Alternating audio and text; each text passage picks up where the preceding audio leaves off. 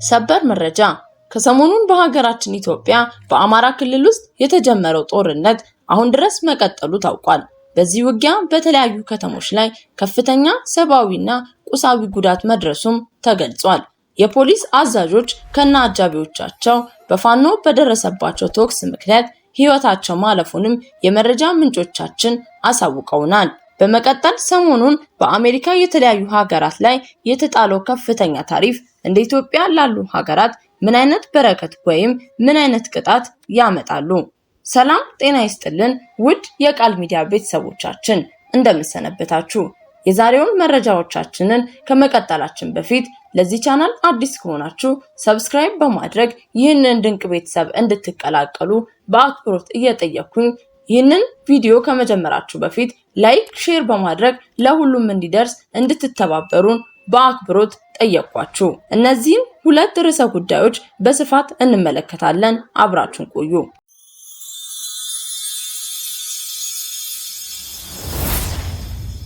በአማራ ክልል የተለያዩ ቦታዎች በአገዛዝ ጦር ፋኖ ኃይሎች በሚደረገው ውጊያ መካከል የሚደረገው ጦርነት መቀጠሉ ታውቋል። በሰሜንና ማዕከላዊ ጎንደር ዞን የወልቃይት አዋሳኝ ቀጠናዎች እንዲሁም የጎጃም የተለያዩ አካባቢዎች ከፍተኛ ሰብአዊና ቁሳዊ ጉዳት የተመዘገበበት ውጊያ መሆኑ ቀጥሏል። በመሆኑም ይህ ውጊያ የቀጠለበት ሁኔታ አገዛዙ የሀገራት ምክክር አጀንዳ ማሰባሰብ መድረክ በባህር ዳር አደርጋለሁ ማለቱም ታውቋል። በጎንደር ከተማ የተለያዩ አካባቢዎች ላይ ከባድ ውጊያ መደረጉ የአካባቢው የመረጃ ምንጮች ተናግረዋል። በወረዳው በሚገኙ የአገዛዝ ጦር ላይ የፋኖ ኃይሎች ጥቃት መሰንዘራቸውን ተከትሎ ውጊያ መቀስቀሱን የገለጹት መረጃ ምንጮች ሙሉ ቀን በዘለቀው ውጊያ ከፍተኛ ጉዳት ደርሷል። ወደ ጸዳሉና አዲስ ዓለም ከተሞች የፋኖ ኃይሎች ገብተዋል ተብሏል። የአማራ ፋኖ አንድነት በጎንደር አመራር እንደገለጹት ከሆነ በትላንትናው ዕለት በሶስቱ ከተሞች ላይ ውጊያው ቀጥሏል ተብሏል። በውጊያው ሰብአዊና ቁሳዊ ጉዳት አድርሰንበታል፣ በርካታ ወታደሮችና መሳሪያም ማርከናል ሲሉ የፋኖ አመራሮች መግለጫ ሰጥተዋል። በተመሳሳይ በሰሜን ጎንደር ዞን ጠለምት ወረዳ የፋኖ ኃይሎች ከከባድ ውጊያ በኋላ የዛሪማን ከተማ መቆጣጠራቸው ታውቋል። በፋኖ ሰፈረ መለሰ የተመራው ቀጠናው የፋኖ ኃይል ከተማውን ለመቆጣጠር በነበረው ውጊያ ላይ የአገዛዝ ጦር ላይ ከባድ ጉዳት መድረሱን ነው ያስታወቀው። በተመሳሳይ በጎጃም የተለያዩ አካባቢዎች ከባድ ውጊያ መቀጠሉም ታውቋል። በጎጃም አገው ምድር በሁለቱ ሀገራት መገንጠያ በኩል በተደረገው ውጊያ ከባድ ጉዳት መድረሱን የፋኖ የመረጃ ምንጮች አስታውቀዋል። በውጊያው አገዛዝ ላይ የደረሰው ሰብአዊ ጉዳት በተጨማሪ በርካታ የጦር መሳሪያዎች በፋኖ ኃይሎች በምርኮ መወሰዳቸውም ታውቋል።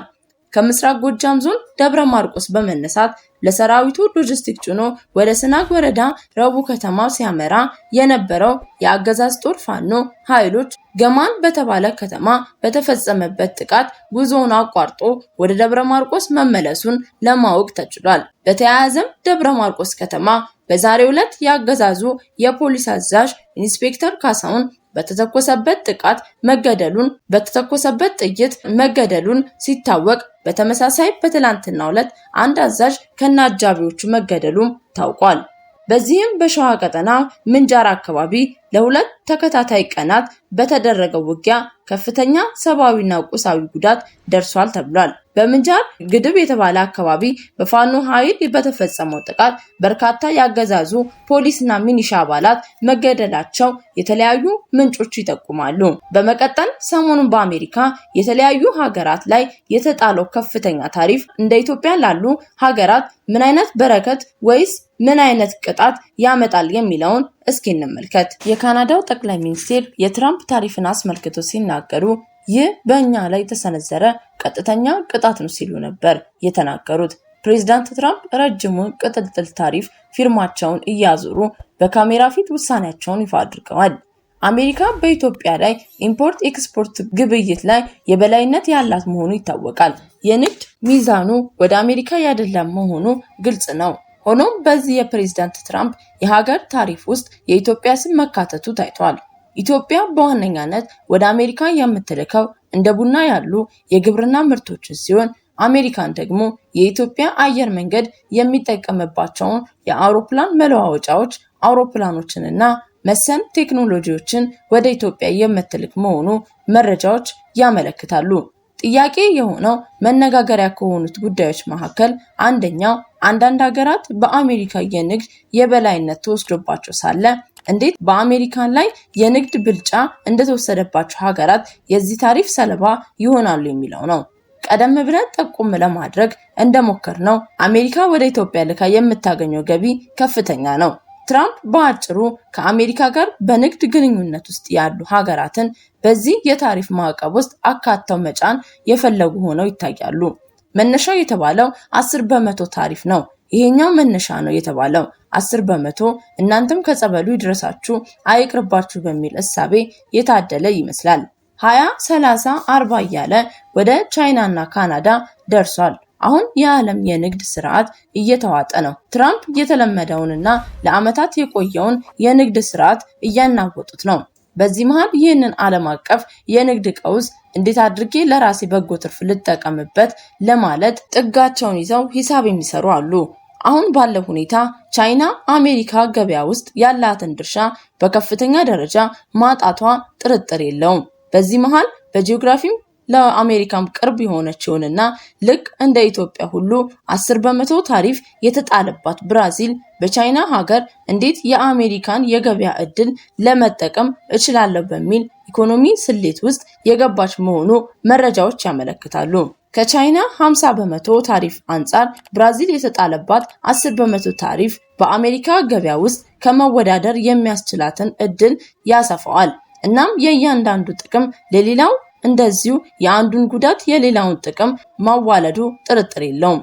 ነገሩን ወደ ኢትዮጵያ እንመልሰው። ኢትዮጵያ ወደ አሜሪካ ከምትልካቸው ምርቶች መካከል አንደኛው ቡና ነው። ቡና ወደ አሜሪካ የምትልከው ኢትዮጵያ ብቻ አይደለችም። ወደ አሜሪካ የቡና ምርቶቻቸውን የሚልኩ ሀገራት ሁለት አይነት መሆናቸው መረጃዎች ያመለክታሉ። የመጀመሪያዎቹ አምራቾች ሲሆኑ ሌሎቹ ደግሞ አምርተው ሳይሆን ምርቱን ከአምራቾች በመቀበል እሴቶችን ጨምረው ሪኤክስፖርት የሚያደርጉ ናቸው። በቡና ዘርፍ ብቻ በአሜሪካ ኢኮኖሚ ውስጥ ገብተው በአመት ቢሊዮን ዶላሮችን የሚያተርፉ ሀገራትና ኩባንያዎች አሉ። በአጠቃላይ በዚህ መልኩ የቡና ምርትን ወደ አሜሪካ ከሚልኩ 10 ሀገራት ዝርዝር ውስጥ ግን ኢትዮጵያ የለችበትም። የቡና ምርቶቻቸውን ወደ አሜሪካ የሚልኩ 10 ሀገራት ናቸው። እንደ ካናዳ ያሉ ሀገራት የአምራች ሀገራትን ቡና በመቀበል ፕሮሰስ አድርገውና እሴቶችን ጨምረው ለአሜሪካ የመጨረሻዎቹ ተጠቃሚ ገዢ ባለቀለት ደረጃ የሚያቀርቡ ናቸው። የትራምፕ ታሪፍ እንደ ኢትዮጵያ ላሉ ሀገራት በረከት እንጂ ቅጣት ተደርጎ ሊወሰድ የሚችል አይደለም። ጥያቄው ይህንኑ አሁን በትራምፕ የተፈጠረውን የኢኮኖሚ ነውጥና የንግድ ጦርነት እንዴት አድርገን እንጠቀም የሚለው ሂሳብ ይሰራል ወይ የሚለው ነው። በሌላ በኩል እዚህ ጋር አንድ ነጥብ መርሳት የለብንም። የዓለማችን ቁጥር 1 አምራች የሆነችው ብራዚል ከኢትዮጵያ ጋር እኩል 10% ታሪፍ ብቻ የተጣለበት መሆኑ ነው። በብራዚል ላይ የተጣለው ታሪፍ ልክ እንደ ሌሎቹ ሀገራት 20 እና 30% ቢሆን ኖሮ እንደ ኢትዮጵያና ኬንያ ላሉ የአፍሪካ ሀገራት የሚኖረው እድል በእጅጉ የሰፋ ነበረ። ሆኖም የብራዚል ታሪፍ ልክ እንደ ኢትዮጵያ ሁሉ 10% ብቻ ሆኖ ነው የታየው። አሁን የንግድ ጦርነቱ ተተኩሷል። የሀያላን ፊርማም በትራምፕ ፊርማ አንድ ብሎ ጀምሯል። በትራምፕ አስተዳደር ታሪፍ የመጫን ስራውን ሲሰራ ዋና መነሻ ያደረገው አሜሪካ እንደ ቻይና ባሉ ሀገራት የተወሰደባትን የንግድ የበላይነት ለመቀልበስ ወይም ለመርታት ነው። ውድ የቃል ሚዲያ ቤተሰቦቻችን ለዛሬ ይዘንላችሁ የመጣነው አዲስ መረጃ ይህንን ይመስል ነበረ።